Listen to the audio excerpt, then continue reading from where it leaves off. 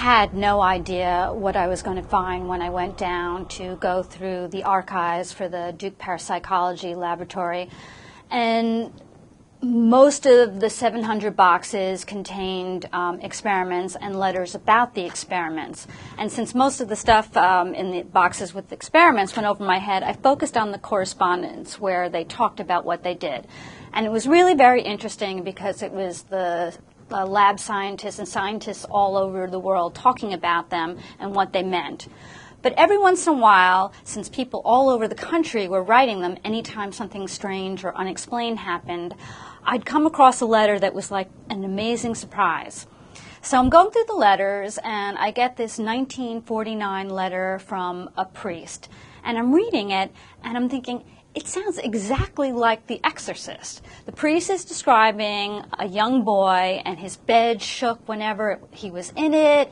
Chairs would move across the floor while he sat in them. Words appeared on his skin, visions of the demons, speaking in a strange language.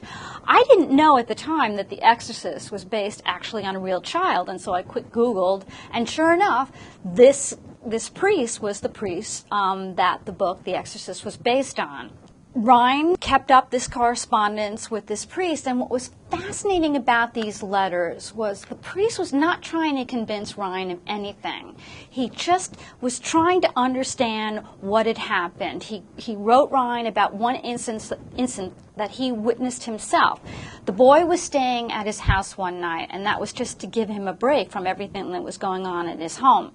And while the priest watched, the boy was sitting in a chair, and the boy in the chair just slid slowly back against the wall and then just toppled over.